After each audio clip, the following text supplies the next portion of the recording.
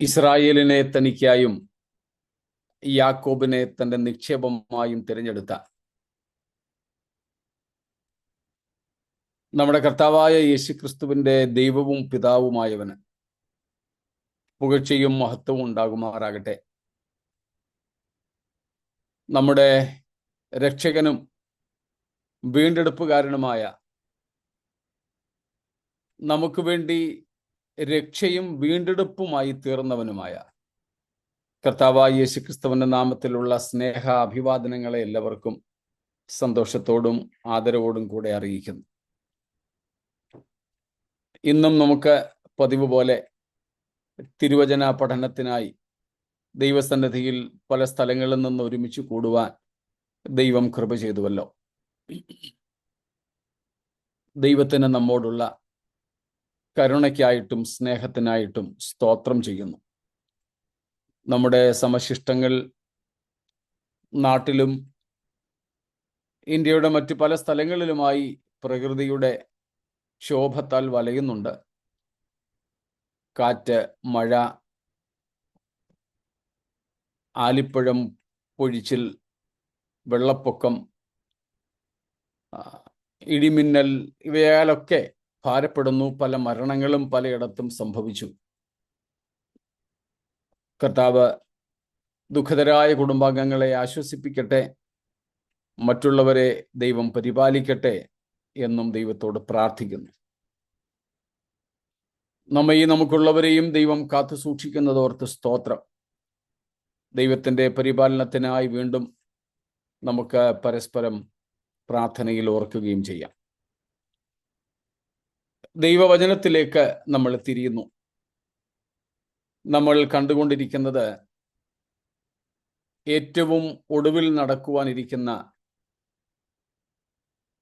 അന്തിമ വിധി, ന്യായവിധി, നിത്യ ശിക്ഷാവിധി, വലിയ വെള്ളസിംഹാസന ന്യായവിധി, മരിച്ചവരുടെ ന്യായവിധി എന്നൊക്കെ അറിയപ്പെടുന്ന ന്യായവിധിയെക്കുറിച്ചാണ്. കഴിഞ്ഞ ദിവസം നമ്മൾ കണ്ടതുപോലെ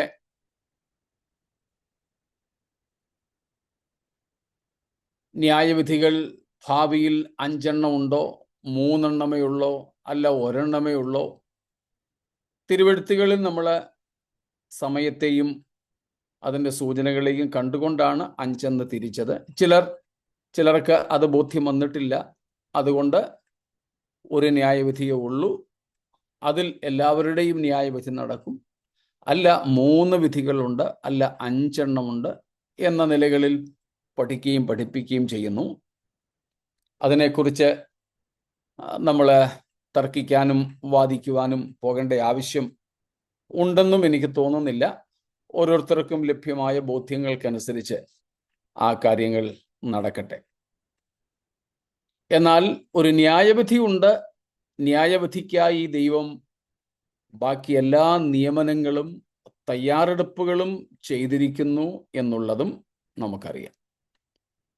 അതിൽ നാം ന്യായാധിപനെ സംബന്ധിച്ചുള്ള ചില ചിന്തകളായിരുന്നു ഇന്നലെ പഠിച്ചുകൊണ്ടിരുന്നത്.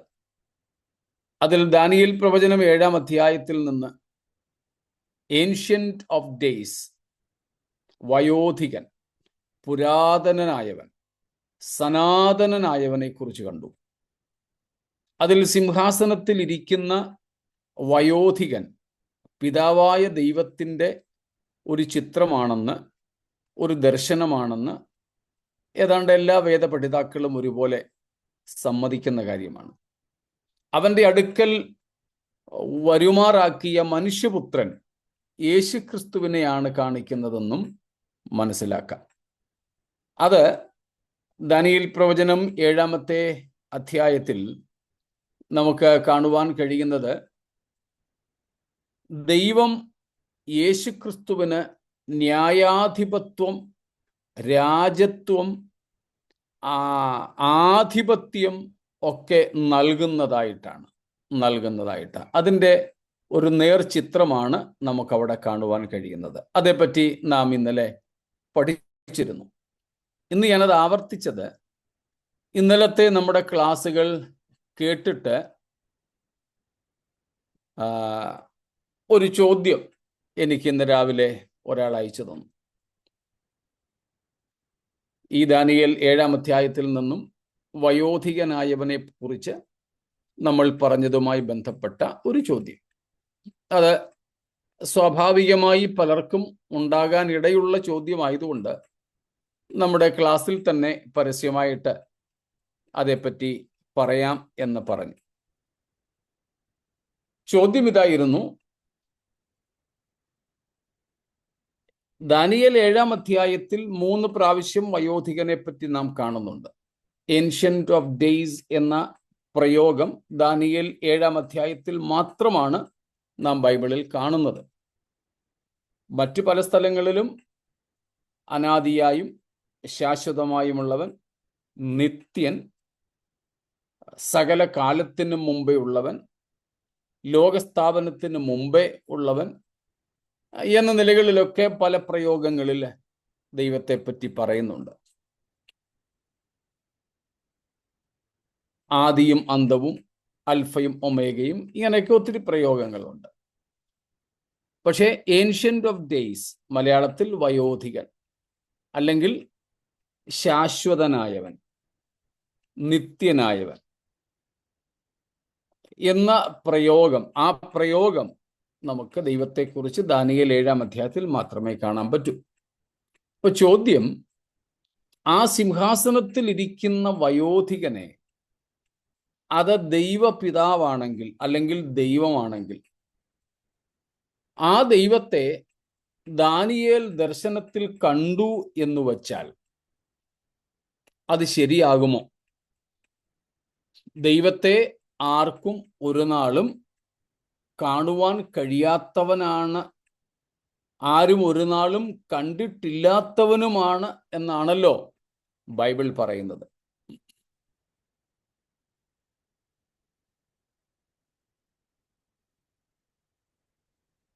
ദൈവത്തെ ആരും ഒരു നാളും കണ്ടിട്ടില്ല എന്ന് യോഹന്നാൻ 1:18 വായിക്കുന്നു.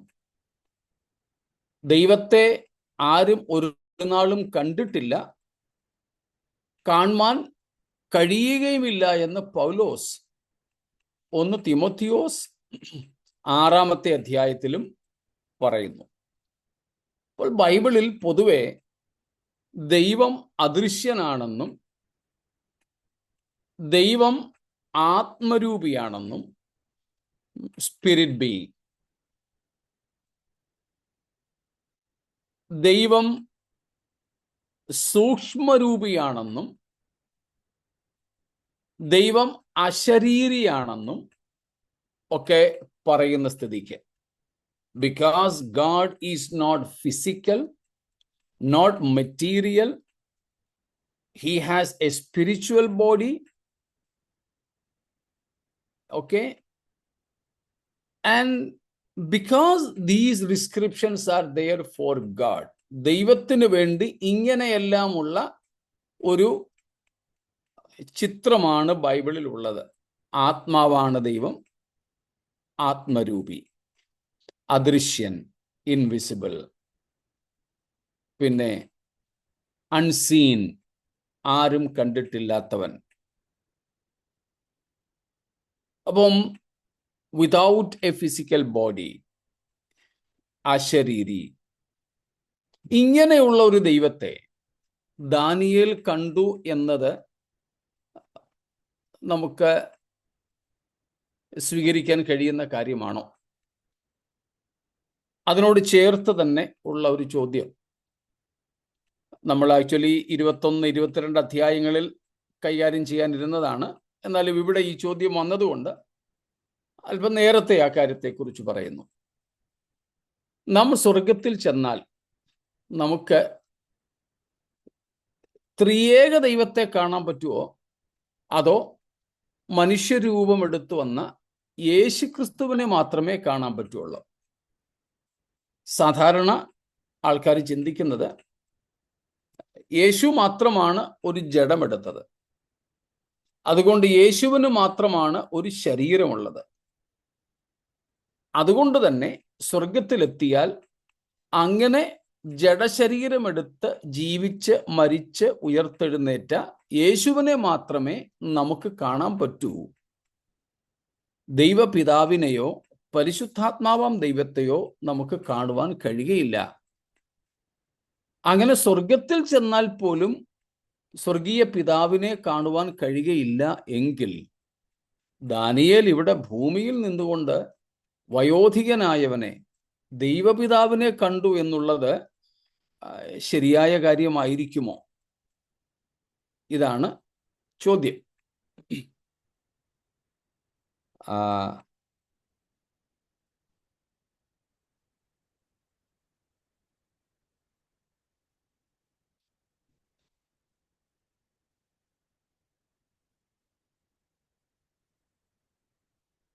ദൈവത്തെ ആരും ഒരു നാളും കണ്ടിട്ടില്ല, കാണുവാൻ കഴിയാത്തവൻ എന്ന വചനത്തിൽ ഉണ്ടല്ലോ. നിത്യതയിൽ ശരീരത്തിൽ വന്ന കർത്താവിനെ മാത്രമല്ലേ ആളത്വ രൂപത്തിൽ കാണാൻ കഴിയൂ? ഇതാണ് ചോദ്യം. ഇന്നലത്തെ ക്ലാസ്സിൽ നമ്മൾ പറഞ്ഞതുമായി ബന്ധപ്പെട്ടാണ് ചോദ്യം ചോദിച്ചിരിക്കുന്നത്.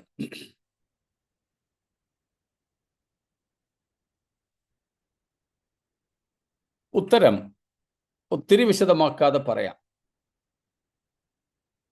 ശരിയാണ്,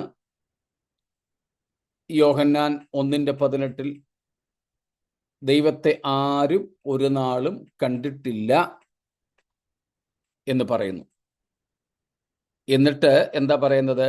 തൊട്ടടുത്ത വാചകം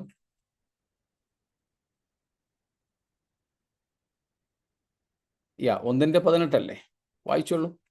No one has ever seen God, but God, the one and only, who is at the Father's side, has made him known. That means Jesus has revealed the unseen God.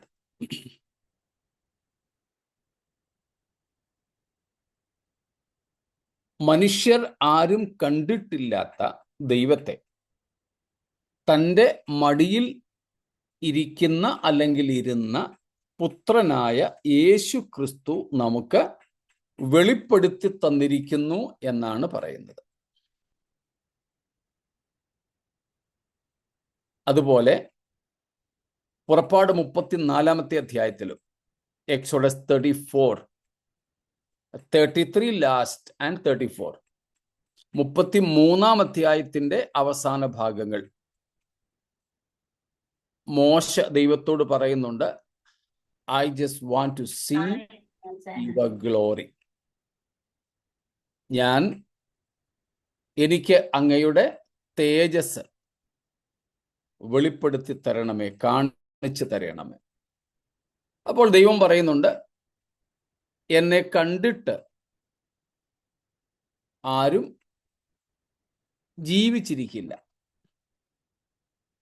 എൻ്റെ മുഖമോ താഴെ പറയുന്നുണ്ട് കാണാവതല്ല. ഞാൻ നിന്നെ പാറയുടെ പിളർപ്പിൽ ഒളിപ്പിക്കും, എൻ്റെ കൈകൊണ്ട് ഞാൻ നിന്നെ മറച്ചു വയ്ക്കാം. എൻ്റെ പുറം നീ കാണും, എൻ്റെ മുഖമോ കാണാവതല്ല.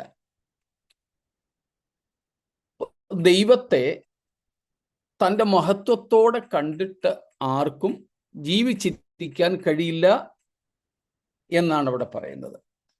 മറ്റൊന്നുമല്ല, ദൈവത്തിൻ്റെ മഹത്വം തന്നെ കാരണം. പണ്ട് V.A. തോമസ് സാറ് പറഞ്ഞതുപോലെ, ഫസ്റ്റ് V.A. തോമസ്, അദ്ദേഹം 2-3 ദിവസമൊക്കെ ഒരു സ്ഥലത്ത് പാർത്താണ് പ്രസംഗിക്കാറുണ്ടായിരുന്നത്. ആ ദിവസങ്ങളിൽ ആദ്യത്തെ ദിവസം തന്നെ പറയും, ഞാൻ ഇന്നിടത്താണ് താമസിക്കുന്നത്, ഞാൻ പറയുന്ന വിഷയങ്ങളിൽ ആർക്കെങ്കിലും എന്തെങ്കിലും സംശയം ഉണ്ടെങ്കിൽ ഇന്ന സ്ഥലത്ത് വന്നാൽ മതി, വേദപുസ്തകം അനുസരിച്ച് ആർക്കും എന്ത് ചോദ്യവും ചോദിക്കാം. അങ്ങനെയായിരുന്നു ഒരിടത്ത് അദ്ദേഹം ദൈവത്തെപ്പറ്റി പ്രസംഗിച്ചപ്പോൾ കുറെ ചെറുപ്പക്കാർ വന്നിട്ട്, ദൈവം ഉണ്ടോ, ഉണ്ടെങ്കിൽ ഞങ്ങൾക്ക് കാണിച്ചു തരണം എന്ന് രാത്രിയിൽ പ്രസംഗം കഴിഞ്ഞ് അദ്ദേഹം വിശ്രമിക്കാൻ പോയപ്പോൾ അവർ കൂട്ടം കൂടി വന്ന് പറഞ്ഞു. എല്ലാവർക്കും ആശങ്കയായി. പക്ഷേ വി.എ. തോമസ് സാറിന് ആശങ്കയൊന്നുമില്ല. അദ്ദേഹം പറഞ്ഞു, ശരി, ഞാൻ പറഞ്ഞിടത്ത് നിങ്ങൾ വരണം, പറയുന്ന സമയത്ത് വന്നാൽ ഞാൻ കാണിച്ചു തരാം, ദൈവത്തെ കാണിച്ചു തരാം. ശരി, സമ്മതിച്ചു. എന്നാൽ നാളെ ഉച്ചയ്ക്ക് 12 മണിക്ക് ഇന്ന സ്ഥലത്ത് വരാൻ പറഞ്ഞു. അവര് വന്നു. വിശ്വാസികളുമൊക്കെ അങ്കലാപ്പില. അദ്ദേഹം അവരെയും വിളിച്ചോണ്ട് തുറന്ന ആകാശത്തിന്റെ കീഴിൽ പോയി, നിഴലൊന്നും ഇല്ലാത്ത മരത്തിന്റെ ഛായ ഒന്നും ഇല്ലാത്തടത്ത്, എന്നിട്ട് പറഞ്ഞ് നേരെ മുകളിലേക്ക് നോക്കാൻ. വേനൽക്കാലമാ, സമ്മർ സമയമാ, നട്ടുച്ചയാ, നൂൺ ടൈം. മേപ്പോട്ട് നോക്കാൻ പറഞ്ഞാൽ സൂര്യൻ ഏറ്റവും ശക്തിയോടെ കത്തി നിൽക്കുന്ന സമയമാണ്. ഓ, നോക്കാൻ വയ്യ.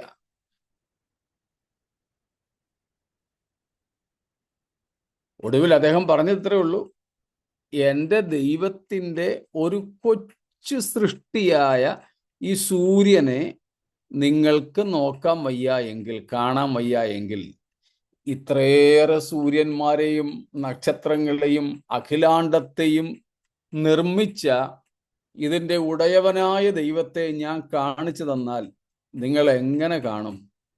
ദൈവത്തിൻ്റെ സൃഷ്ടിയായ ഒരു കൊച്ചു നക്ഷത്രമാണ് ഈ സൂര്യൻ, അതുപോലും നിങ്ങൾക്ക് കാണാൻ വയ്യല്ലോ. അപ്പം ദൈവത്തിൻ്റെ തേജസ് തന്നെയാണ് നമുക്കവനെ കാണുവാൻ കഴിയാഞ്ഞതിൻ്റെയും കഴിയാത്തതിൻ്റെയും കാരണം. എന്നാൽ നമ്മൾ നിത്യതയിലെത്തിയാൽ ഇതായിരിക്കുമോ സ്ഥിതി? അല്ല. അവിടെ നാം ദൈവത്തെ താൻ ഇരിക്കും പോലെ തന്നെ കാണും. യേശുക്രിസ്തുവിനെ നാം ക്രിസ്തു ഇരിക്കുന്നത് പോലെ തന്നെ കാണും എന്ന് 1 യോഹന്നാൻ 3:2 വാക്യത്തിൽ നമ്മൾ പല പ്രാവശ്യം വായിച്ചിട്ടുണ്ട്. അപ്പൊ ക്രിസ്തു ഇന്ന് ആയിരിക്കുന്നത് പോലെ തന്നെ നമുക്ക് ക്രിസ്തുവിനെ കാണാം എങ്കിൽ, ക്രിസ്തു ആരെ പോലെ ഇരിക്കുന്നത്?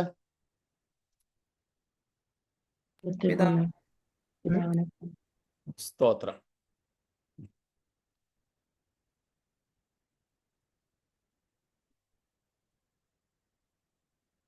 നമ്മൾ വായിച്ചിട്ടുള്ളതാണെങ്കിലും യോഹന്നാൻ 17 അധ്യായം അതിന്റെ 5 വാക്യം, 17:5. And now, Father, glorify me in your presence with the glory I had with you before the world began. ലോകസ്ഥാപനത്തിന് മുമ്പേ എനിക്ക് നിന്റെ അടുക്കൽ ഉണ്ടായിരുന്ന മഹത്വത്തിൽ അല്ലെങ്കിൽ തേജസ്സിൽ എന്നെ മഹത്വപ്പെടുത്തണമേ. 24:24. Father, I want those you have given me to be with me where I am, and to see my glory, the glory you have given me because you loved me before the creation of the world.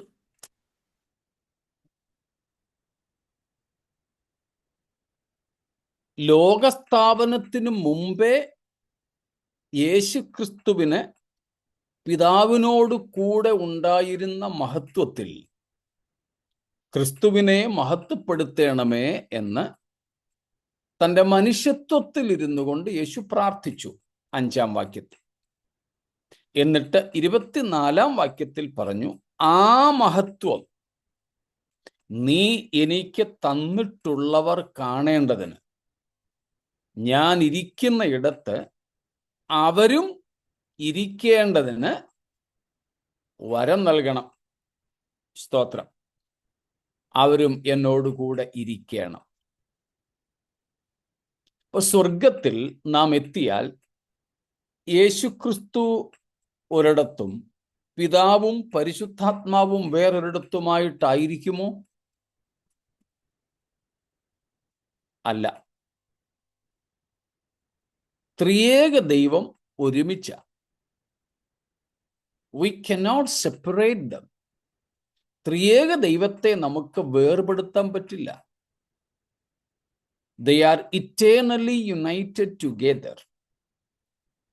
They are harmoniously united together.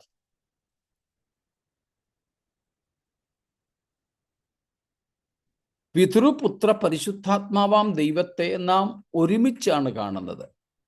പല തെളിവുകൾ നമ്മൾ കണ്ടു.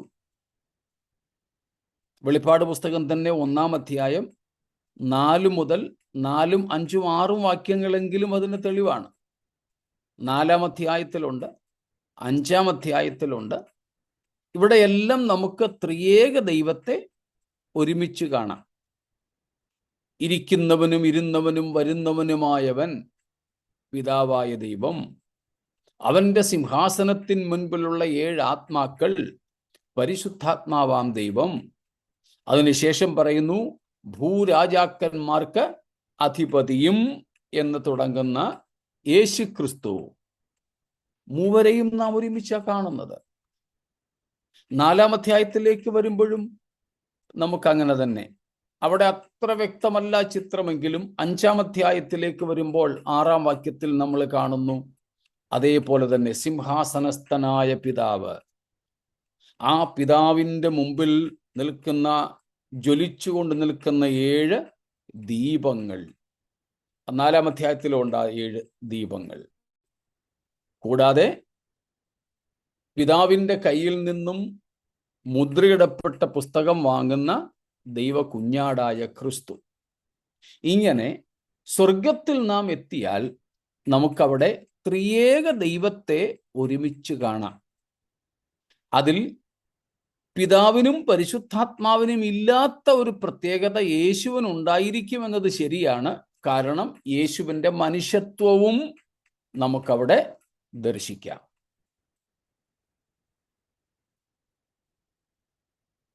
ഇനി വെളിപ്പാട് 22-ാം അധ്യായത്തിന്റെ 1 തൊട്ടുള്ള വാക്യങ്ങൾ, 22 verses 1 following. Then the angel showed me the river of the water of life, as clear as crystal, flowing from the throne of God and of the Lamb. Throne of God and of the Lamb. അവിടെ കണ്ടോ, കണ്ണാടിക്കടലിന് തുല്യമായ വെള്ളം, അല്ലെങ്കിൽ കണ്ണാടിക്കടൽ, ക്രിസ്റ്റലിന് തുല്യമായിട്ടുള്ള. എവിടെ നിന്നാണ് അത് ഒഴുകുന്നത്? ദൈവത്തിൻ്റെയും കുഞ്ഞാടിൻ്റെയും സിംഹാസനത്തിൽ നിന്ന്. രണ്ടുപേരുടെയും സിംഹാസനം വേറെ വേറെ ആണോ? No. അല്ല. സ്തോത്രം. എന്നിട്ട് താഴോട്ട് വരുമ്പോൾ 3-ാം വാക്യത്തിന്റെ അവസാനത്തിലും 4-ാം വാക്യത്തിന്റെ തുടക്കത്തിലും കാണുന്നു, അവന്റെ ദാസന്മാർ അവന്റെ മുഖം കാണും, അവർ അവനെ രാപ്പകൽ എന്ത് ചെയ്യും? ആരാധിക്കും. സ്വർഗത്തിൽ നമുക്ക് ത്രിയേക ദൈവത്തെ കാണാം. അവിടെ ദൈവത്തെ കാണാൻ നമുക്ക് പരിമിതികളില്ല. ദൈവത്തെ ദൈവത്തിൻ്റെ മഹത്വത്തോടുകൂടെ കാണാൻ പരിമിതികൾ നമുക്ക് ഈ ജഡത്തിൽ വസിക്കുമ്പോൾ മാത്രമേ ഉള്ളൂ. കാരണം ദൈവത്തിൻ്റെ അല്ലെങ്കിൽ ദൈവത്തിൽ നിന്നും ബഹിർസ്ഫുരിക്കുന്ന തേജോ കിരണങ്ങളെ ഉൾക്കൊള്ളാനുള്ള കരുത്ത് നമ്മുടെ നശ്വര ശരീരത്തിനില്ല. അത്രേ ഉള്ളൂ. എന്നാൽ നാം തേജസ്കരിക്കപ്പെട്ട് കഴിയുമ്പോൾ നാം കർത്താവിനോട് അനുരൂപരായി തീരുകയാണ്. യേശുക്രിസ്തുവിൻ്റെ അതേ പ്രതിമയായി നമ്മൾ രൂപാന്തരപ്പെടുന്നു. നാം തേജസ്കരിക്കപ്പെട്ട് കഴിയുമ്പോൾ ക്രിസ്തുവിൻ്റെ അതേ മഹത്വം നമ്മൾ പ്രാപിക്കുന്നു. അങ്ങനെ നാം ക്രിസ്തുവിൻ്റെ അതേ മഹത്വത്തോട് അനുരൂപപ്പെടുന്നത് കൊണ്ട് നമുക്ക് ദൈവത്തെ, ത്രിയേക ദൈവത്തെ, ദൈവ മഹത്വത്തിൻ്റെ പരമോന്നതിയിൽ, പാരമ്യത്തിൽ കാണാം. ദൈവത്തെ അന്ന് നമ്മൾ തൻ്റെ മഹത്വത്തോടെ ദർശിക്കുമ്പോൾ നമുക്ക് മരണം സംഭവിക്കുന്നില്ല, അല്ലെങ്കിൽ നമ്മൾ ഫ്യൂസായി പോകുന്നില്ല, കരിഞ്ഞു പോകുന്നില്ല. കാരണം നമ്മൾ ദൈവാനുരൂപരായി തീരുന്നു. Now we are in this mortal body, corruptible body, limited, sinful, material, physical body. Being in this physical, material, corruptible body, we cannot behold the glorious God in his utmost or fullest glory and majesty, because our physical body cannot contain the glory that proceeds from glorious God. But then when Christ comes, when the church raptured in eternity, we will be transformed into the glorious form of Christ, and therefore we will be capable to behold God in his glory, and our bodies conformed to that of Jesus will contain the very power and majesty of his glory. സ്തോത്രം. അപ്പോൾ നിത്യതയിൽ നമുക്ക് യേശുവിനെ മാത്രമല്ല ആളത്വ രൂപത്തിൽ കാണാൻ സാധിക്കുക, ത്രിയേക ദൈവത്തെയാണ്. അന്ന് ദൈവം മറഞ്ഞിരിക്കുന്ന ദൈവം ആയിരിക്കില്ല. നമുക്ക് ദൈവത്തോട് അക്ഷരീയമായ കൂട്ടായ്മ സാധ്യമാണ്. വെളിപ്പാട് 21:3 കൂടെ, 21:3. And I heard a loud voice from the throne saying, Now the dwelling of God is with man, and he will live with them. They will be his people, and God himself will be with them and be their God. ഇതാ മനുഷ്യരോട് കൂടെ ദൈവത്തിൻ്റെ കൂടാരം. അവൻ അവരുടെ നടുവിൽ വസിക്കും, അവരോട് കൂടെ വസിക്കും. അപ്പോൾ ദൈവവും ദൈവമക്കളും ഒരുമിച്ച് വസിക്കുന്ന, ഒരേ മഹത്വത്തിൽ വസിക്കുന്ന ഇടമാണ് സ്വർഗമെന്ന് നമ്മൾ കരുതുന്ന നിത്യത.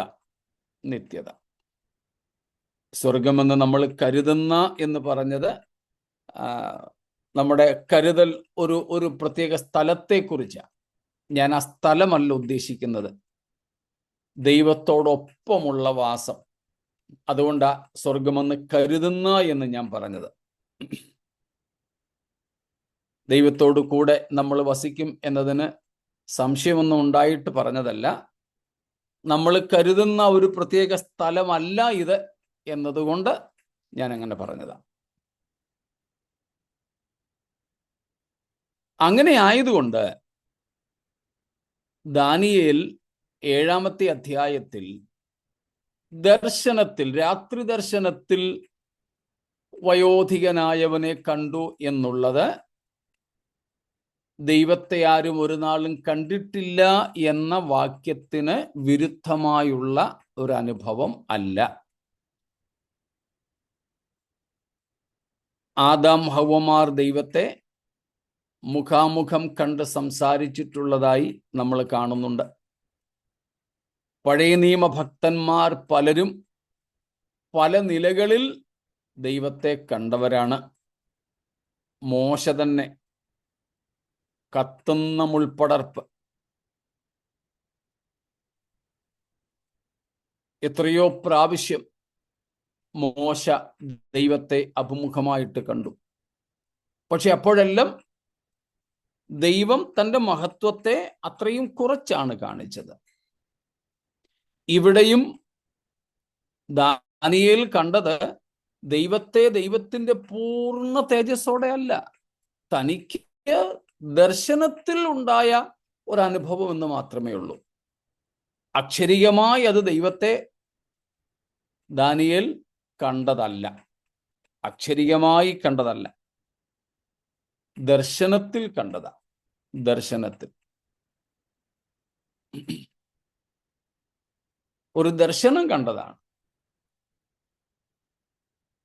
അത് ഈ പറഞ്ഞ വേദപുസ്തക ഉപദേശത്തിൻ്റെയോ വാക്യങ്ങളുടെയോ വിരുദ്ധമായിട്ടുള്ളതല്ല. ഇനി ദർശനമല്ലാതെ തന്നെ നേരിട്ട് കണ്ട കാര്യങ്ങളാണ് നമ്മൾ പറഞ്ഞത്. അബ്രഹാം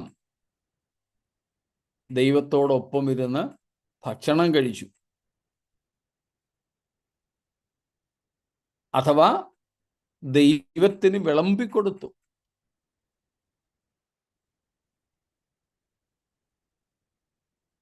അതുപോലെ മോശ,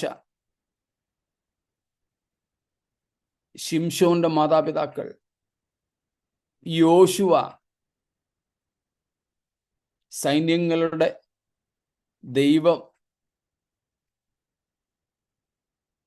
ദൈവത്തിൻ്റെ സേനയുടെ സർവാധിപനായവൻ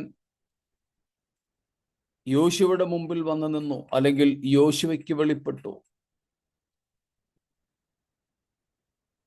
അപ്പോൾ അക്ഷരികമായിട്ട് തന്നെ ദൈവത്തെ കണ്ടവർ നമുക്ക് പഴയ നിയമത്തിലുണ്ട്. എന്നാൽ ഇവിടെ ദാനിയേലിനുണ്ടായത് അക്ഷരികമായ ഒരു കണ്ടുമുട്ടലല്ല, കേവലം ദർശനത്തിൽ മാത്രമായിരുന്നു.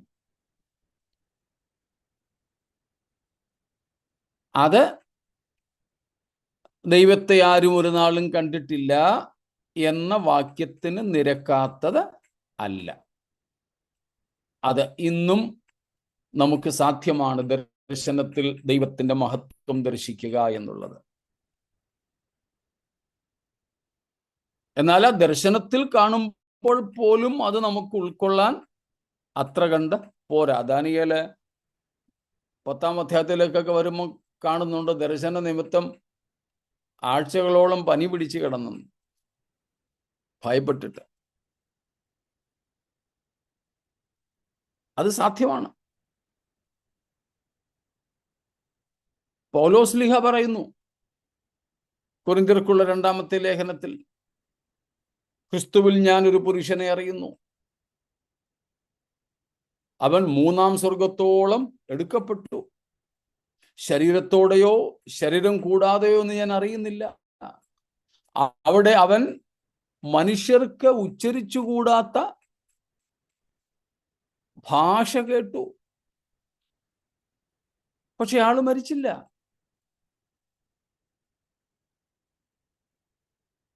അതുപോലെ യോഹന്നാൻ പത്മോസിൽ തേജസ്കരിക്കപ്പെട്ട ക്രിസ്തുവിനെയാണ് കണ്ടത്. അവനെ കണ്ടിട്ട് ഞാൻ മരിച്ചവനെ പോലെ അവന്റെ കാൽക്കൽ വീണു. 1:17-18 വാക്യങ്ങൾ വെളിപ്പാട് പുസ്തകത്തിൽ. അപ്പൊ ഇതെല്ലാം ദർശനത്തിലാണ് കണ്ടത്, ദർശനത്തിലാണ്. അതുപോലെ ഒരു ദർശനം പിതാവായ ദൈവത്തിൻ്റെത് ഇവിടെ ഈ ദാനിയേൽ കാണുന്നു. അത് വേദപുസ്തകത്തിൻ്റെ പൊതുവായ ദൈവ ദർശനത്തിന് നിരക്കാത്തതല്ല, യോജിക്കാത്തതല്ല.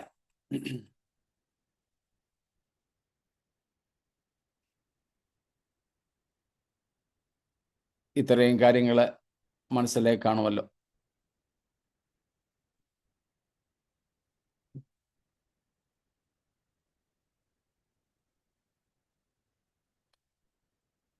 ചോദ്യകർത്താവ് എൻ്റെ ചിന്തയിൽ നമ്മുടെ കൂട്ടത്തിൽ ലൈവായിട്ട് സംബന്ധിക്കുന്നയാളല്ല, റെക്കോർഡിങ്സ് കേട്ടിട്ടാണ് എനിക്ക് ചോദ്യം അയച്ചു തന്നത്. അതുകൊണ്ട് അദ്ദേഹം ഒരുപക്ഷെ ചോദ്യകർത്താവ് ഇത് കേൾക്കുന്നത് ഇന്ന് രാത്രിക്ക് ശേഷമേ കാണുള്ളൂ. എങ്കിലും മറ്റാർക്കെങ്കിലും കൂടെ അങ്ങനെ ഒരു സംശയം ഉണ്ടെങ്കിൽ അതിനും കൂടെ മറുപടി ആയിക്കൊള്ളട്ടെ എന്ന് കരുതിയാണ് പരസ്യമായിട്ട് ആ കാര്യം പറഞ്ഞത്. പാസ്റ്റർ, വേറൊരു ചോദ്യം കൂടെ ഇച്ചിരി മുൻകൂറാന്ന് തോന്നുന്നു. ഞാൻ ഈയിടെ ഒരാളുമായിട്ട് സംസാരിച്ചതിൽ അദ്ദേഹം പറയുന്നത് പുതിയ ആകാശത്തിലും പുതിയ ഭൂമിയിലും അല്ലെങ്കിൽ നിത്യതയിൽ മനുഷ്യവാസം ഉണ്ടായിരിക്കുമെന്ന് അദ്ദേഹം എന്നോട് പറഞ്ഞു. പക്ഷേ ഞാൻ പറഞ്ഞു, എനിക്ക് അത്രയ്ക്ക് വിശ്വസിക്കാൻ തക്ക തെളിവൊന്നും എൻ്റെ കയ്യിൽ ഇല്ലെന്ന് മാത്രം ഞാൻ പറഞ്ഞ് അവിടെ നിർത്തിയിട്ടുണ്ടത്. ഓക്കെ, നമുക്കത് 21-22 വരുമ്പോൾ ഒന്നും കൂടെ നമുക്ക് ആ കാര്യം കൈകാര്യം ചെയ്യാം. ഓക്കെ. യാ,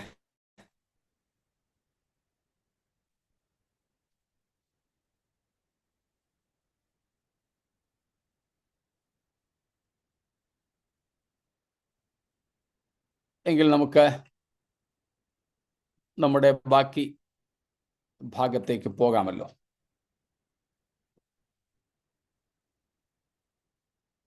ഇപ്പൊ നമ്മൾ ഇന്നലെ കണ്ടത് ന്യായാധിപനെയും കണ്ടു, വിധിക്കപ്പെടുന്നവരെയും കണ്ടു.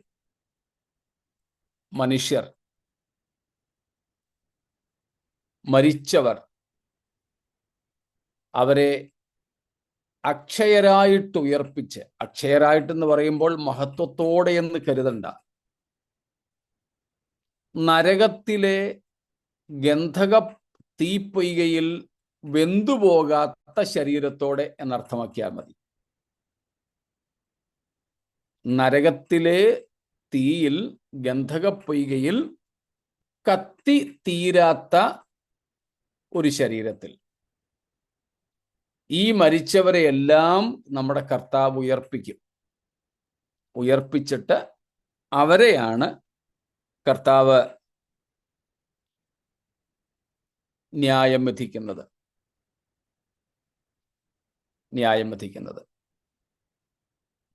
അതിൽ നമ്മൾ കണ്ടു, സമുദ്രവും പാതാളവും ഒക്കെ തങ്ങളിലുള്ള മരിച്ചവരെ ഏൽപ്പിച്ചു കൊടുത്തുവെന്ന്.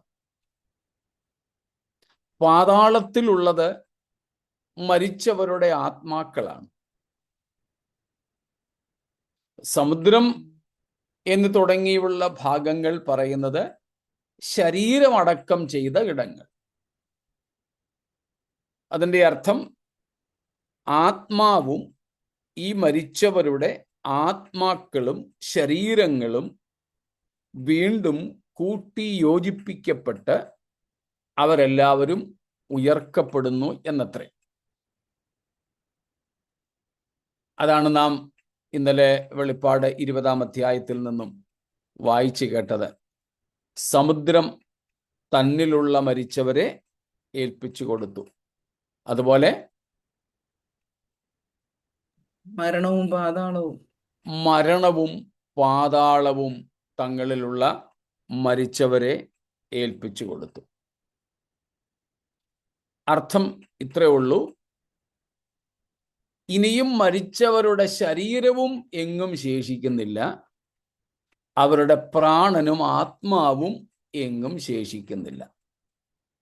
മരിച്ചവരെല്ലാവരും തന്നെ അവരവരുടെ ആത്മാക്കളും ദേഹികളും അവരവരുടെ ശരീരങ്ങളിലേക്ക് തിരികെ വന്ന് എല്ലാ മരിച്ചവരും ആത്മാവ്, ദേഹി, ദേഹം എന്ന് സംയുക്തമായിട്ട് ഉയർത്തെഴുന്നേറ്റ് ന്യായവിധിക്ക് വേണ്ടി നിൽക്കുന്നു എന്ന് അതിൻ്റെ അർത്ഥം.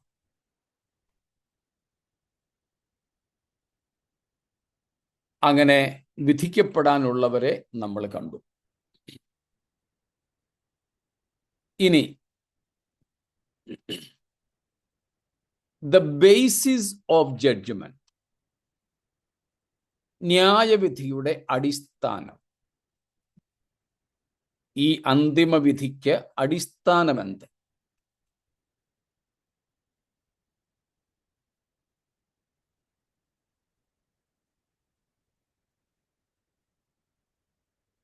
നമുക്ക് 12-ാമത്തെ വാക്യം ഒന്നും കൂടെ വായിക്കാം. And I saw the dead, great and small, standing before the throne, and books were opened. Another book was opened, which is the book of life. The dead were judged according to what they had done, as recorded in the books. This is the very basis of judgment. എന്താ ന്യായവിധിയുടെ അടിസ്ഥാനം? according to what they have done. അവിടെ 2-3 കാര്യങ്ങളുണ്ട്. Books were open. Books were open. Another book called the Book of Life was also open. പുസ്തകങ്ങൾ തുറന്നു. ജീവന്റെ പുസ്തകം എന്ന മറ്റൊരു പുസ്തകവും തുറന്നു. അപ്പോൾ ഇവിടെ ആദ്യമായി നമുക്ക് കാണാൻ കഴിയുന്നത് ഈ പുസ്തകങ്ങളാണ് ന്യായവിധിക്ക് അടിസ്ഥാനം.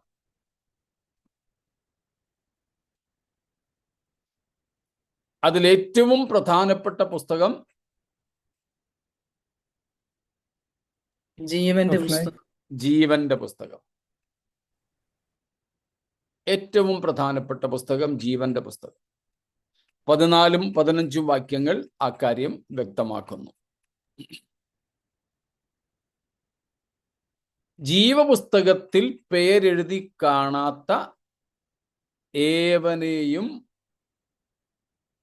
തീപ്പൊയ്കയിൽ തള്ളിയിടും. അപ്പോൾ ഏറ്റവും പ്രധാനം ഇവിടെ ജീവപുസ്തകത്തിൽ പേരുള്ളവരാവുക, അല്ലെങ്കിൽ ജീവപുസ്തകത്തിൽ പേരുണ്ടോ ഇല്ലയോ എന്നതിൻ്റെ അടിസ്ഥാനത്തിലാണ് ഏറ്റവും പ്രധാനപ്പെട്ട വിധി ഇവിടെ നടക്കുക. അപ്പോൾ ന്യായവിധിയുടെ അടിസ്ഥാനം എന്നത് പുസ്തകങ്ങൾ എന്ന് നമുക്ക് ഒറ്റ വാക്കിൽ പറയാം.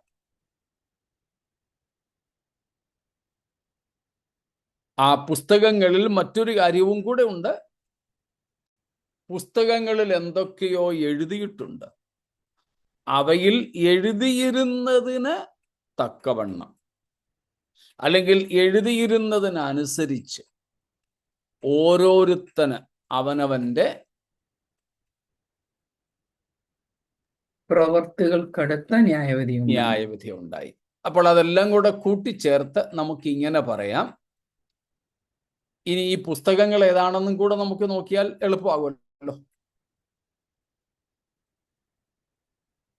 ഏതൊക്കെയാണെന്ന് അവിടെ പേരൊന്നും പറഞ്ഞിട്ടില്ല. അവിടെ നമ്മുടെ അനുമാനം മാത്രമാണ് ഉള്ളത്. Here comes our assumption regarding the books. One book is specified, the book of life. ഒരു പുസ്തകത്തെ പേരെടുത്ത് പറഞ്ഞിട്ടുണ്ട്, ജീവന്റെ പുസ്തകം. പുസ്തകങ്ങൾ എന്ന് പറഞ്ഞിരിക്കുന്ന പുസ്തകങ്ങൾ, ഓക്കെ, പുസ്തകങ്ങൾ എന്ന് വിളിച്ചിരിക്കുന്ന പുസ്തകങ്ങൾ ഏതൊക്കെയാകാനാണ് സാധ്യത? മിനിമം 2 എണ്ണെങ്കിലും ഉണ്ടെന്നുള്ളത് ഉറപ്പായി. പുസ്തകങ്ങൾ എന്ന ബഹുവചന പ്രയോഗം കൊണ്ട് ഏതൊക്കെയാകാനാണ് സാധ്യത?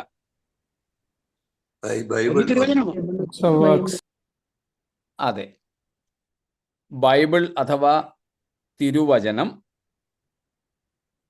പിന്നെ പ്രവൃത്തികളുടെ പുസ്തകം, അവർ ചെയ്യുന്ന പ്രവൃത്തി കുറിച്ച് വെച്ചിരിക്കുന്ന പുസ്തകം.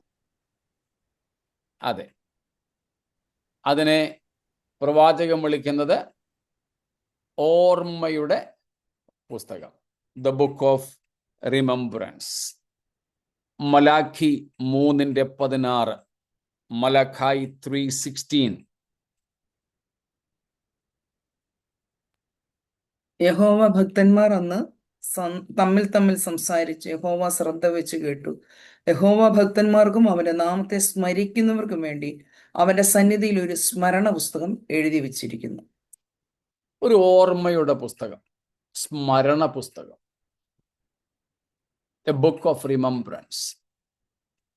ആവർത്തന പുസ്തകം 32-ന്റെ 33-ഉം 34-ഉം കൂടെ, ഡ്യൂട്ടറോണമി 32, 33 and 34.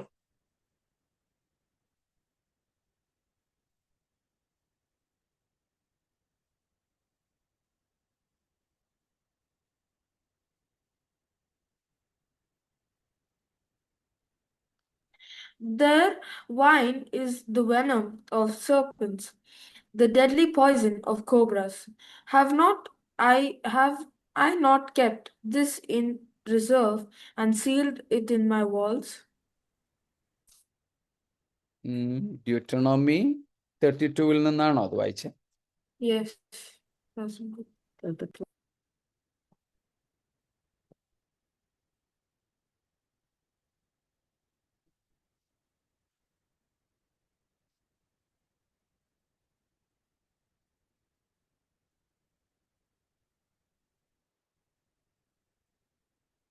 അതിന്റെ ആദ്യത്തെ വാക്യം ഒന്ന് വായിച്ചോളൂ. 32:1. Listen, O heavens, and I will speak. Hear, O earth, the words of my mouth. ഇവിടെ സാക്ഷ്യത്തിനായിട്ട് വേറെ സാക്ഷികളെ ഇനി നമ്മൾ വിളിക്കുന്നുണ്ട് വേറെ, അവിടെ വീണ്ടും ഇത് ആവർത്തിക്കപ്പെടും. അപ്പം അവിടെ നമ്മൾ കാണുന്നത്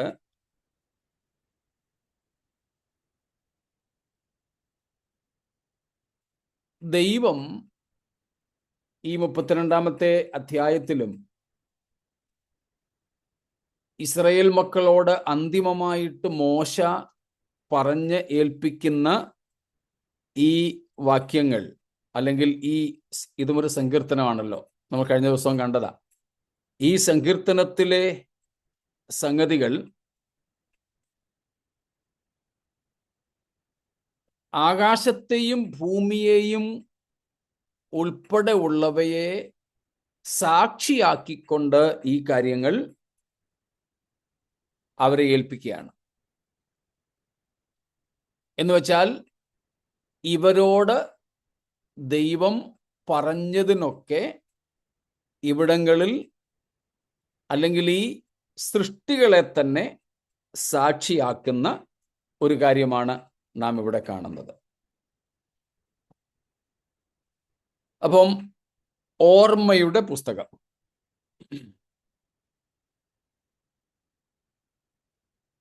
ഈ ഓർമ്മയുടെ പുസ്തകം എന്ന് പറയുമ്പോൾ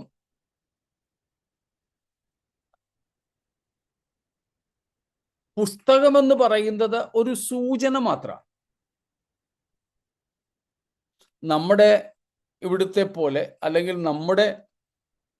അല്ലെങ്കിൽ ഭൂമിയിലെ പോലെ പാപ്പിറസ് കൊണ്ടോ പേപ്പർ കൊണ്ടോ അല്ല, അതിനു മുമ്പുണ്ടായിരുന്നത് പോലെ ലോഹങ്ങളിലോ കളിമണ്ണിലോ ക്ലേ ടാബ്ലറ്റ്സ്, കളിമണ്ണിലോ ഒക്കെ എഴുതി വെക്കുന്ന, റെക്കോർഡ് ചെയ്ത് വെക്കുന്ന പുസ്തകങ്ങളുടെ ആവശ്യം ദൈവത്തിന് ഇല്ല. അല്ലെങ്കിൽ ഇന്നത്തെ പോലെ ഡിജിറ്റൽ റെക്കോർഡിങ്സ്, ദൈവത്തിന് അതിൻ്റെയും ആവശ്യമില്ല. അല്ലെ ക്ലൗഡ് റെക്കോർഡിങ്സ്. ഇന്ന് നമുക്കിതുപോലെയൊക്കെയുള്ള ഒത്തിരി കാര്യങ്ങളുണ്ട്. പണ്ടൊക്കെ ആണെങ്കിൽ കല്ലിൽ എഴുതി വെക്കണം, ലോഹത്തിൽ, മെറ്റൽസില്, സ്റ്റോണയില്, ക്ലേയില് ഒക്കെ എഴുതി വെക്കണമായിരുന്നു. അതുകൊണ്ട് അന്നൊക്കെ എഴുതി സൂക്ഷിക്കുവാൻ വളരെ പ്രയാസമായിരുന്നു. അത്യാവശ്യം വേണ്ട ചിലതൊക്കെ മാത്രമേ അങ്ങനെ എഴുതി സൂക്ഷിക്കാറുണ്ടായിരുന്നുള്ളൂ. പിന്നീടാണല്ലോ ഇന്നത്തെ പോലെയുള്ള പേപ്പറുകളൊക്കെ വന്നത്. അതുമെല്ലാം മാറി പിന്നീട് നമ്മൾ ചെയ്തുകൊണ്ടിരുന്നത് ഡിജിറ്റലായിട്ട്. ഇപ്പം അതുമൊക്കെ മാറിയിട്ട് ആ ഒരു ഉപകരണമേ വേണ്ട, ക്ലൗഡ് റെക്കോർഡിങ്ങും ഒക്കെയായി. അപ്പൊ നമ്മുടെ കൺമുൻപിൽ തന്നെ റെക്കോർഡിങ്ങിന്റെ രീതികൾ മാറി.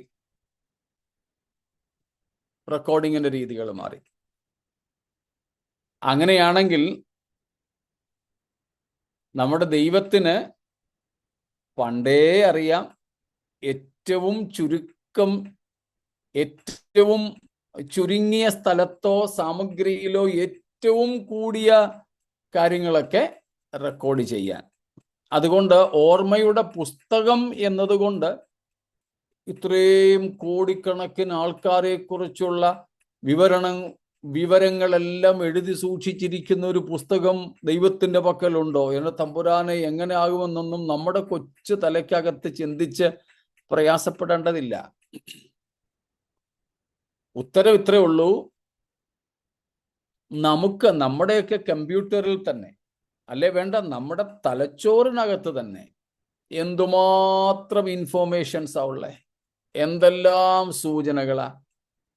നമ്മുടെ കയ്യിലൊക്കെ ഇരിക്കുന്ന ഒരു കൊച്ചു മൊബൈലിനകത്ത് അല്ലെങ്കിൽ അതിനകത്തിടുന്ന ഒരു ചെറിയ മെമ്മറി കാർഡിനകത്ത് ഒക്കെ എന്തുമാത്രം സാധനങ്ങളാ നമ്മൾ സ്വരുക്കൂട്ടി വയ്ക്കുന്നത്. അപ്പൊ നമ്മളെ കൊണ്ടത് സാധിക്കുന്നെങ്കിൽ സർവജ്ഞാനിയായ ദൈവത്തിന് ഓരോ മനുഷ്യനെ കുറിച്ചും ഉള്ള മുഴുവൻ വിവരണങ്ങളും സൂക്ഷിച്ചു വയ്ക്കുന്നതിന് പ്രയാസം ഒന്നുമില്ല. ഇവിടുത്തെ അർത്ഥം അത്ര കണ്ട് മനസ്സിലാക്കിയാൽ മതി. ഓരോരുത്തരെ കുറിച്ചുമുള്ള മുഴുവിവരണങ്ങളും ദൈവത്തിന്റെ പക്കൽ ലഭ്യമാണ്.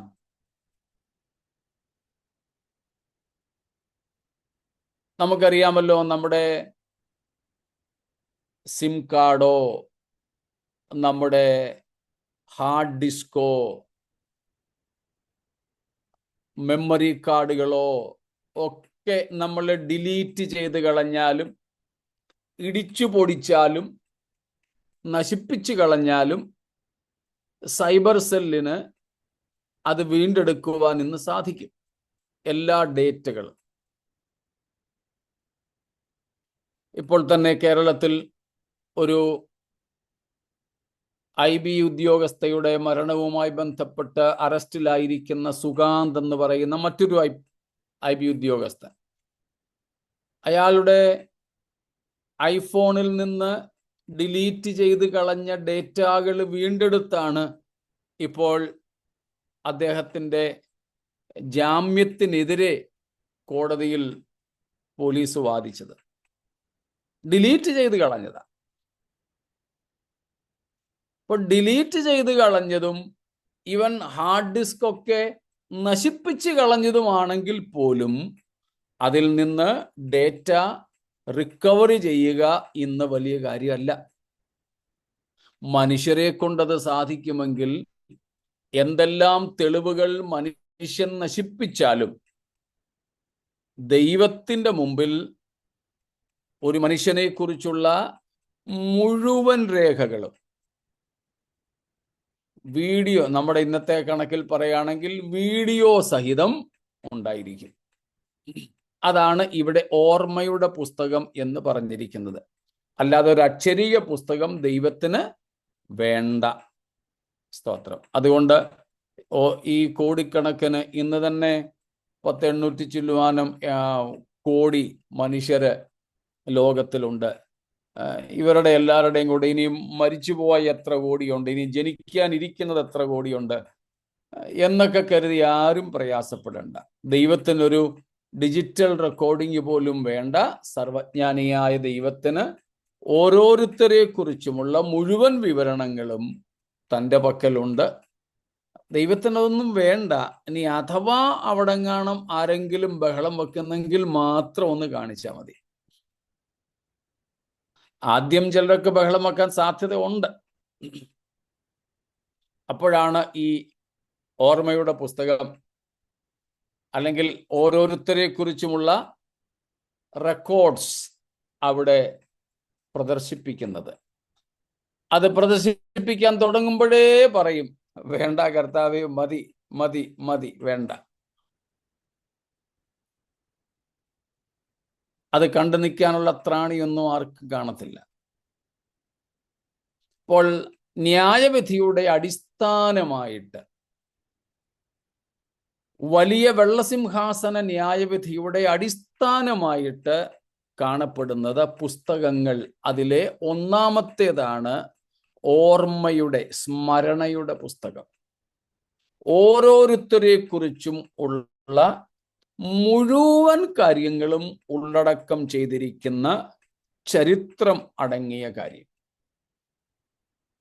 അത് വോയിസ് റെക്കോർഡോ, ഡിജിറ്റൽ റെക്കോർഡോ, വീഡിയോ റെക്കോർഡോ, എന്തൊക്കെ വേണോ എല്ലാം ദൈവത്തിൻ്റെ പക്കൽ ഉണ്ടായിരിക്കും എന്ന് സാരം. രണ്ടാമത്തെ പുസ്തകമാണ് നമ്മൾ മുമ്പേ പറഞ്ഞ തിരുവെഴുത്തുകൾ, നമ്മുടെ പക്കലിരിക്കുന്ന ബൈബിൾ, ദൈവത്തിൻ്റെ പുസ്തകം. സ്തോത്രം. കാരണം ദൈവം ന്യായം വിധിക്കുന്ന നിയമപുസ്തകമെന്ന് പറയുന്നത് ഇതാണ്. വേറെ ഒരു നിയമപുസ്തകം ഇല്ല. ഈ നിയമപുസ്തകം വെച്ചുകൊണ്ടാണ് ദൈവം ന്യായം വിധിക്കുക. ലോകത്തെ എല്ലാ കോടതികളിലും ഉണ്ടല്ലോ നിയമപുസ്തകങ്ങൾ, പീനൽ കോഡുകൾ.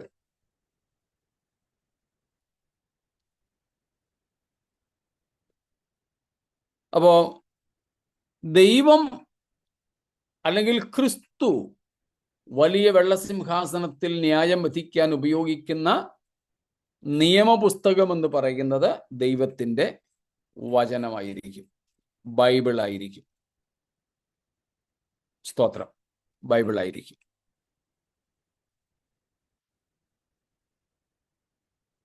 ഇന്നലെയും നമ്മൾ ദാനിയേൽ പ്രവചനത്തിൽ നിന്നും വായിച്ചതാണ്. 7:10. വായിച്ചോളൂ. ഡാനിയേൽ 7:10, 7:10.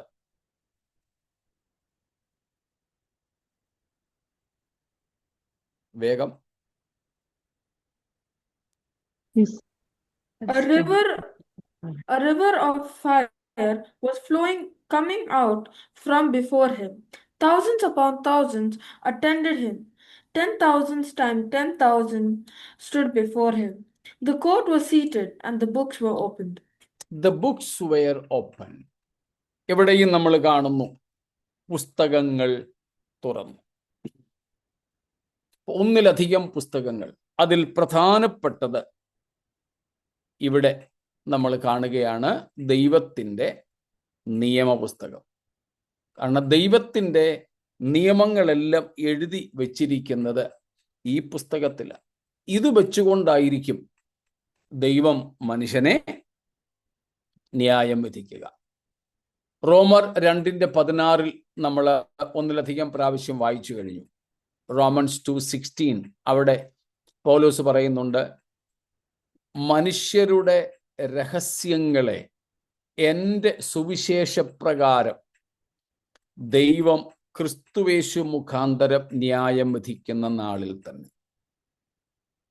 അപ്പോൾ സുവിശേഷപ്രകാരം അവിടെ പറയുന്നത്, സുവിശേഷപ്രകാരം എന്നത്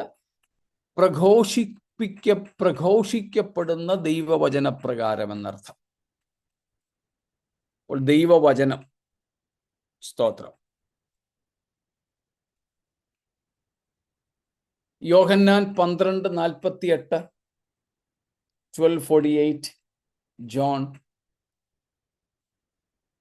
എന്റെ വചനം കൈക്കൊള്ളാതെ എന്നെ തള്ളിക്കളയുന്നവനെ ന്യായം വിധിക്കുന്നവനുണ്ട്. ഞാൻ സംസാരിച്ച വചനം തന്നെ ഒടുക്കത്തെ നാളിൽ അവനെ ന്യായം വിധിക്കും. ഞാൻ സംസാരിച്ച വചനം തന്നെ ഒടുക്കത്തെ നാളിൽ അവനെ ന്യായം വിധിക്കും. അന്ന് നാം ഇന്ന് കാണുന്നത് പോലെ ദൈവത്തിൻ്റെ വചനം എഴുതപ്പെട്ട പൂർണ്ണ രൂപത്തിൽ ഇല്ലായിരുന്നു. യേശുക്രിസ്തുവിൻ്റെ വാക്കുകൾ, വചനങ്ങൾ അന്ന് എഴുതപ്പെട്ടിരുന്നില്ല, ഓറൽ തന്നെയായിരുന്നു. അതുകൊണ്ടാണ് യേശു പറഞ്ഞത്, യേശുവിൻ്റെ ഓറൽ വേർഡ്സ്, വായിൽ നിന്നും വന്ന, അല്ലെങ്കിൽ വാമൊഴികൾ എന്ന് പറയും. യേശുക്രിസ്തുവിൻ്റെ വാമൊഴികൾക്ക് എഴുതപ്പെട്ട വചനത്തോളം തന്നെ പ്രാധാന്യത ഉണ്ടായിരുന്നു. ഇന്നും നാം വായിക്കുന്ന ഈ വചനം, ഈ വചനത്തെ യഥാർത്ഥമായിട്ടും വ്യാഖ്യാനിക്കുകയാണെങ്കിൽ, നമ്മൾ വ്യാഖ്യാനിക്കുകയും പഠിപ്പിക്കുകയും ചെയ്യുന്ന വചനം തന്നെ നമ്മെ ന്യായം വിധിക്കുന്നതിന് കാരണമാകും. സ്തോത്രം. അതുകൊണ്ടാണ് നമ്മളൊക്കെ പ്രാർത്ഥിക്കാറുള്ളത്, കർത്താവേ, ഞങ്ങൾ കേട്ട വചനം ഞങ്ങൾക്ക് ന്യായവിധിക്ക് കാരണമായി തീരല്ലേ എന്ന്. അതെ, നമ്മൾ കേൾക്കുന്ന, നമ്മൾ പഠിക്കുന്ന, നമ്മൾ വായിക്കുന്ന ഈ തിരുവെഴുത്തുകൾക്കനുസരിച്ച് ദൈവം നമ്മെ ന്യായം വിധിക്കും. സ്തോത്രം.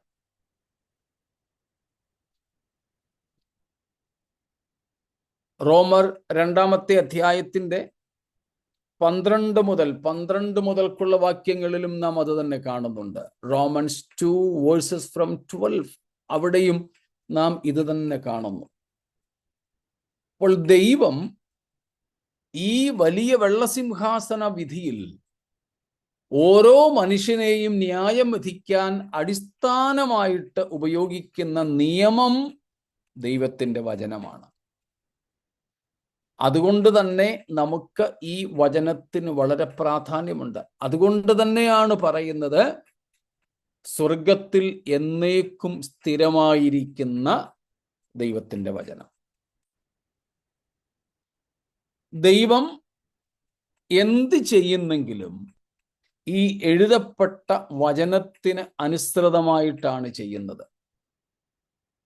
ഓർമ്മ കാണുമല്ലോ, നമ്മൾ ദൈവവചനത്തിൻ്റെ നിസ്തുലതയെക്കുറിച്ച് പറയാറുണ്ടായിരുന്ന കാര്യം.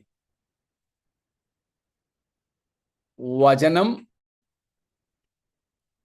ദൈവസഭയേക്കാൾ വലുതാണ്. വചനം സഭാ നേതൃത്വത്തെക്കാൾ വലുതാണ്.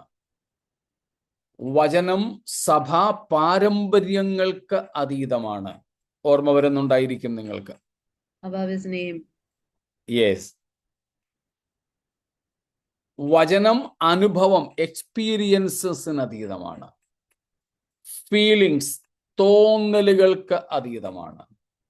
ഹ്യൂമൻ റീസൺ, മനുഷ്യയുക്തിക്ക് അതീതമാണ്. അങ്ങനെ പറഞ്ഞു വന്ന് ഏറ്റവും ഒടുവിൽ നമ്മൾ പറഞ്ഞതായിരുന്നു, അവന്റെ നാമത്തിന് മീതെ. Yes, the word is far above even all of his names. ദൈവത്തിൻ്റെ സകല നാമങ്ങൾക്കും മീതെയാണ് ദൈവത്തിൻ്റെ വചനം എന്ന് നമ്മൾ പഠിച്ചിട്ടുള്ളത്. സ്തോത്രം. ദൈവത്തിൻ്റെ വചനം എന്ന്. അപ്പോൾ ദൈവവചനത്തിൻ്റെ അല്ലെങ്കിൽ എഴുതപ്പെട്ട വചനത്തിൻ്റെ പ്രാധാന്യതയാണ് നമ്മൾ കണ്ടത്. സ്തോത്രം. ആർക്കും സംശയം കാണത്തില്ലായിരിക്കും. ഈ കാര്യങ്ങൾ നമ്മൾ പണ്ട് പല പ്രാവശ്യം വിശദീകരിച്ചിട്ടുണ്ട്. ഇപ്പോൾ ഒത്തിരി നാളായെന്നേ ഉള്ളൂ. അപ്പോൾ പഴയവർക്കാർക്കും അവർക്കൊരു ഓർമ്മ പുതുക്കൽ എന്ന് മാത്രമേ ഉള്ളൂ. അപ്പം നാം ഇവിടെ കാണുന്നത്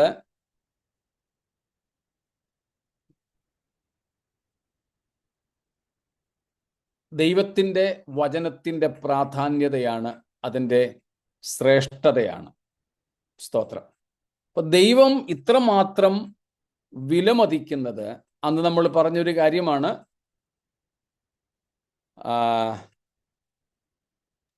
ഞാൻ 138-ാം സങ്കീർത്തനത്തിൻ്റെ 2-ാമത്തെ വാക്യം, Psalms 138:2, അവിടെ ആംപ്ലിഫൈഡ് വേർഷനിൽ കൊടുത്തിരിക്കുന്നത് ഇങ്ങനെയാ: I will worship toward your holy temple and praise your holy name for your loving kindness and your truth and faithfulness. അതിനുശേഷമാണ് പറയുന്നത് second part, for you have exalted above all else your name and your word, and you have magnified your word above all your name. സ്തോത്രം. രണ്ടാം ഭാഗത്ത് നമ്മൾ നമ്മുടെ ഭാഷയിൽ വായിക്കുന്നത് നീ നിന്റെ നാമത്തിന് മീതിയൊക്കെയും നീ നിന്റെ വാഗ്ദാനം മഹിമപ്പെടുത്തിയിരിക്കുന്നു. അതിന് ആംപ്ലിഫൈഡിൽ കൊടുത്തിരിക്കുന്നത് Your word. മറ്റെല്ലാറ്റിനും മീതെ നീ നിന്റെ നാമത്തെയും വചനത്തെയും ഉയർത്തിയിരിക്കുന്നു. അവിടെ കൊണ്ട് നിർത്തുന്നില്ല, പറയുന്നത് എല്ലാറ്റിനും മീതെ ഉയർത്തിയിരിക്കുന്ന രണ്ട് കാര്യങ്ങൾ: ദൈവത്തിൻ്റെ നാമം, ദൈവത്തിൻ്റെ വചനം. എന്നിട്ട് പറയുകയാണ്, ആ നാമത്തിനും മീതെ അങ്ങ് മഹത്വപ്പെടുത്തിയിരിക്കുന്നത് അങ്ങയുടെ വചനത്തെയാണ്. സ്തോത്രം. അവർ God is a word bound God. A word bound God. വചനബദ്ധനായ ദൈവത്തെയാണ് നമുക്ക് കാണാൻ സാധിക്കുന്നത്. സ്തോത്രം. വചനബദ്ധനായ ദൈവം. അത്രയ്ക്ക് ദൈവം തൻ്റെ വചനത്തിന് പ്രാധാന്യം നൽകുന്നു. അതുകൊണ്ടാണ് നമ്മൾ പഠിച്ചിട്ടുള്ളത്, God will never ever honour his name at the cost of his word, but he may honor his word even at the cost of his name. ദൈവം ഒരിക്കലും തൻ്റെ വചനത്തെ ബലി കൊടുത്തുകൊണ്ട് തൻ്റെ നാമത്തെ മഹത്വപ്പെടുത്തുകയില്ല. എന്നാൽ തിരിച്ച് ദൈവം ചെയ്തേക്കാം. ദൈവത്തിൻ്റെ നാമത്തെ അപമാനത്തിന് ഏൽപ്പിച്ചുകൊണ്ട് പോലും തൻ്റെ വചനത്തെ ദൈവം ആദരിക്കും. സ്തോത്രം. അത്രയ്ക്ക് ദൈവം പ്രാധാന്യം നൽകുന്നതാണ് ദൈവത്തിൻ്റെ വചനം. ഇത് ഇന്ന് നമുക്ക് ജീവിക്കാൻ വേണ്ടി മാത്രമുള്ളതല്ല. പകരം ഇതേ വചനം വെച്ചുകൊണ്ടാണ് ദൈവം സകല മനുഷ്യരെയും ന്യായം വിധിക്കുന്നത്. മൂന്നാമത്തെ കാര്യം, നമ്മുടെ സമയം തീർന്നു, എളുപ്പം ഞാൻ പറഞ്ഞങ്ങ് നിർത്താം. മൂന്നാമത്തെ കാര്യം നമ്മെ വിധിക്കുന്നതിന് അടിസ്ഥാനമായിട്ടുള്ളതാണ്. നമ്മെ നല്ല ഈ വെള്ളസിംഹാസനത്തിലെ വിധിക്ക് അടിസ്ഥാനമായിട്ടുള്ളതാണ് ജീവന്റെ പുസ്തകം. Book of life. Book of life. സ്തോത്രം. നാലാമത്തേതാണ് എവ്രി വൺസ് ഡീഡ്സ്. ഓരോരുത്തൻ്റെയും പ്രവർത്തികൾ, അവനവന്റെ പ്രവർത്തികൾ. അപ്പോൾ ഈ 4 അടിസ്ഥാനങ്ങളാണ് ന്യായവിധിക്കായിട്ടുള്ളത്.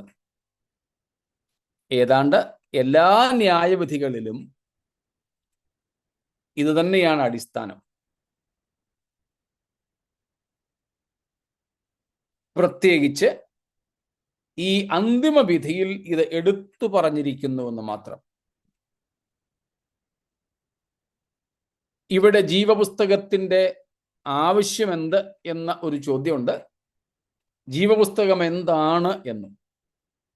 ആ കാര്യങ്ങൾ കർത്താവിൻ്റെ വരവ് താമസിച്ചാൽ നമുക്ക് നാളെ ചിന്തിക്കാം. നമുക്ക് സന്തോഷിപ്പാൻ കഴിയുന്നത് നമ്മുടെ പേര് ജീവന്റെ പുസ്തകത്തിൽ എഴുതപ്പെട്ടിരിക്കുന്നു എന്നുള്ളതിനാൽ തന്നെയാണ്. കർത്താവായ യേശു കാൽവറി ക്രൂശിൽ മരിച്ചതിനാൽ നമുക്ക് നമ്മുടെ പേര് ജീവന്റെ പുസ്തകത്തിൽ എഴുതി ചേർക്കുവാൻ കാരണമായി എന്നതാണ് ഏറ്റവും വലിയ സന്തോഷം. നമുക്ക് രോഗമില്ലാത്തൊരു ശരീരമോ കുറവില്ലാത്ത ഒരു പേഴ്സോ ഒക്കെ ഉണ്ട് എന്നുള്ളതല്ല നമ്മുടെ സന്തോഷത്തിന് നിദാനം. പകരം ജീവപുസ്തകത്തിൽ പേരുകൾ ചേർക്കപ്പെട്ടു എന്നുള്ളത് തന്നെ. അതിനാൽ സന്തോഷിച്ച് ആ ജീവനെ നിത്യമായി പ്രാപിക്കുവാനുള്ള ഒരുക്കത്തോടെ നമുക്ക് മുന്നേറാം. ഈ വചനങ്ങളാൽ ദൈവം നമ്മെ അനുഗ്രഹിക്കുമാറാകട്ടെ.